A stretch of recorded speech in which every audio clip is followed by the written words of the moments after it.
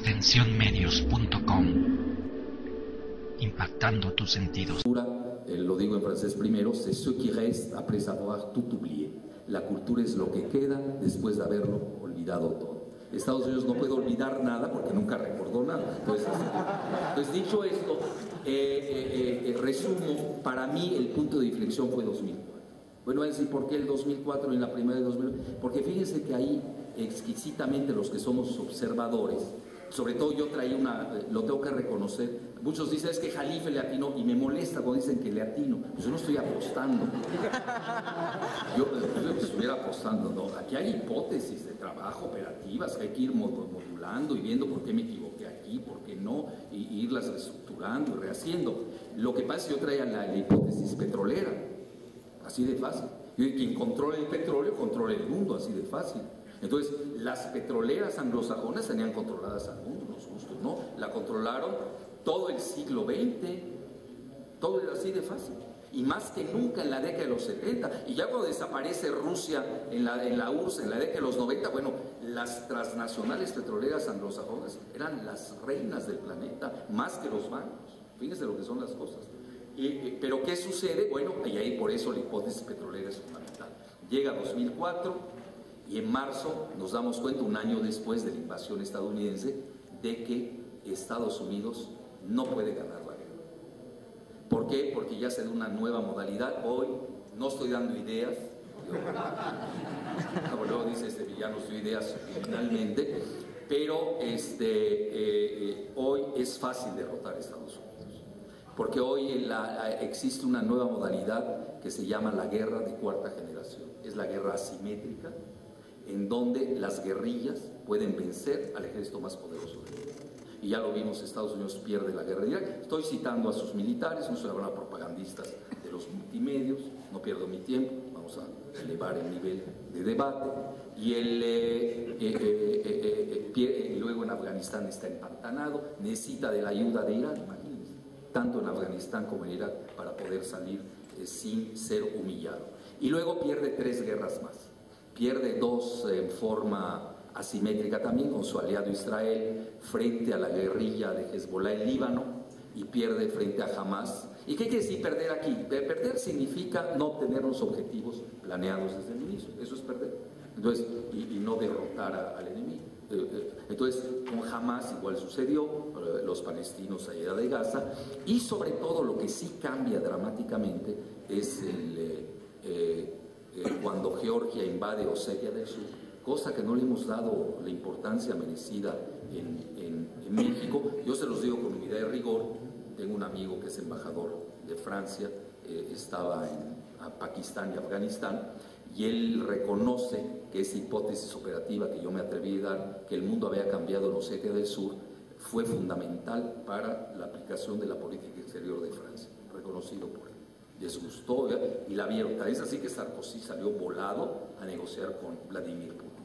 ¿Por qué? Porque ahí demostró uno que el que había perdido la Guerra Fría, la URSS, a la que estaban buscando y aniquilando, rodeando a través de la OTAN, la Unión Europea, casi en las cercanías, lo que los rusos llaman la periferia inmediata, que son Georgia, Ucrania, el Cáucaso, todos los países bálticos, etc. Y ahorita lo vamos a ver con el nuevo reordenamiento mundial, cómo sí tuvo un efecto bárbaro, más de lo que uno se puede imaginar, porque son jugadas que se adelantan en el gran tablero de ajedrez mundial y que ya están marcando la pauta del jaque y si no del mate próximo.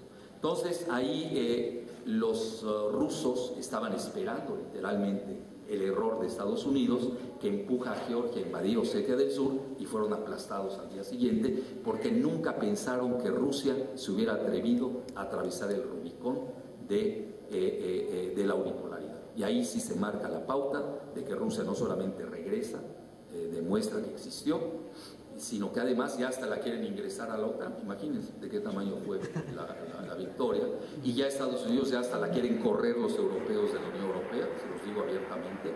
Y ahora, ¿pero por qué puede hacer eso Rusia? Por la jugada petrolera. Y regresamos al año clave de marzo del 2004. En ese momento, y fíjense qué interesante, cuando el director de British Petroleum que tenía la mayor zona invadida en el sur de Irak, la región de Basora, se da cuenta que no puede ganar la guerra Gran Bretaña y mucho menos Estados Unidos. Dice, ¿para qué me quedo? No voy a poder sacar ni un barril de petróleo. Así de sencillo. Entonces ahí empieza y empezamos a ver la ecuación que ya es casi irreversible en estos momentos, que es inversamente proporcional entre el dólar y el oro negro y el oro amarillo. Vean, en ese momento yo lo recuerdo, el petróleo andaba en dólares, andaba en alrededor de $20 el barril, 30 si queremos exagerar. El oro amarillo andaba en $200 la onza de plata andaba en $2. Y aquí hago otro paréntesis, México tiene grandes reservas de petróleo, yo diría estamos en los primeros 3 lugares o 4 lugares del mundo, tenemos la segunda reserva de plata del mundo, y eso demuestra más que nunca la incompetencia de los gobiernos en el mundo. Porque obviamente no estamos jugando como está jugando Brasil, como juega China, como juega Rusia, y tampoco hay que inventar la política. La política son ventanas de oportunidad y coyunturas. Nosotros no la hemos sabido aprovechar. Ahorita con los Wikileaks es el momento idóneo para tomar un pretexto y optar por una política. Yo no estoy diciendo independentista, porque es muy difícil, ya está muy entregado el país, se los digo abiertamente, no es tan sencillo retroceder. Y otra cosa, tampoco quiero que nos peleemos con los gringos, se los digo, a ver, ¿qué tal si les ganamos? Luego, ¿qué hacemos con ellos? Cualquiera les gana, y más con la guerrilla. Tampoco voy a llegar. Vean, la relación con Estados Unidos se volvió demasiado vertical, así, vertical en caída libre, perpendicular más que vertical. No puede ser horizontal, lo entiendo, así son las situaciones, esa es la tragedia geopolítica de nuestro país, pero yo digo, caray, vamos a hacerlo un poco diagonal, ¿no? Es que es demasiada esa perpendicularidad, digo ya. Todo lo que dicen de Calderón, de Genaro García, ellos están felices. No pasó nada, es una opinión de la embajada. Oye, si te dijeron retrasado mental, no pasó nada. Es un cable que no tiene influencia en la relación bilateral, que está mejor que nunca. Bueno, es de locos lo que estamos viendo. A lo que quiero llegar, bueno, esto no lo van a vivir con Putin, no lo van a ir con Lula, no lo van a oír ustedes con Hu Jintao. Además, ni lo harían, y si lo hacen, tiene consecuencias.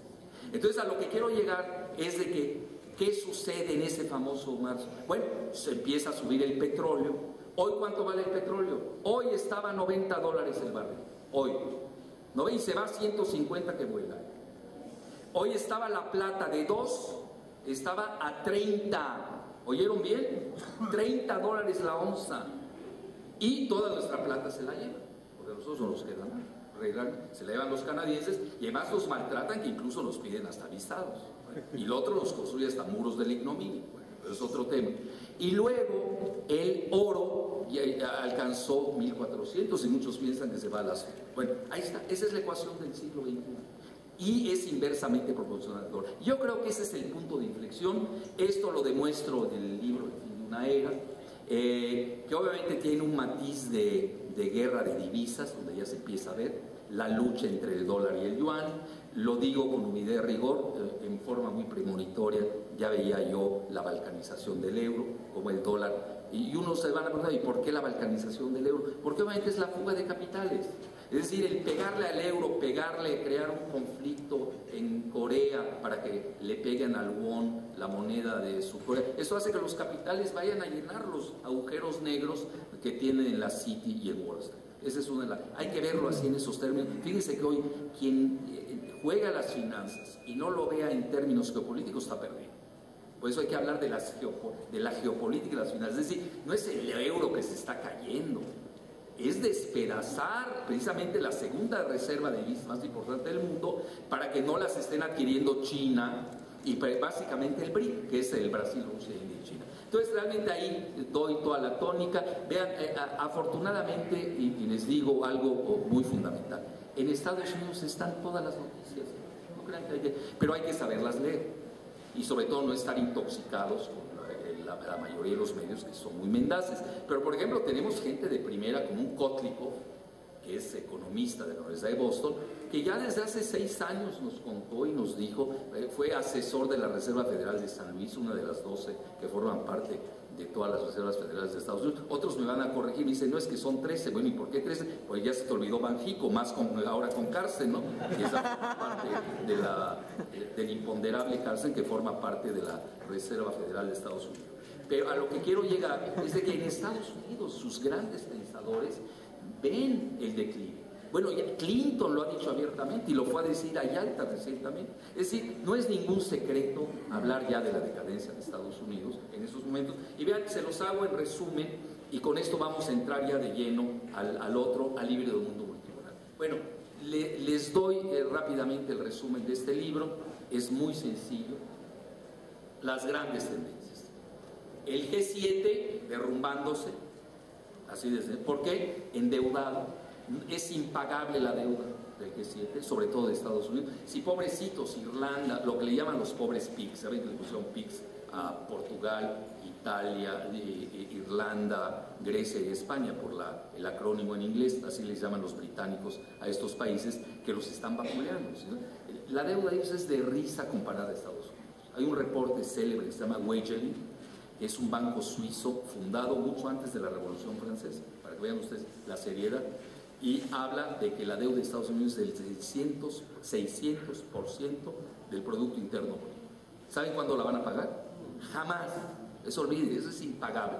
Por eso Estados Unidos ahorita está recurriendo a la impresión de billetes, por eso los chinos también se molestan, porque ¿qué está haciendo Estados Unidos?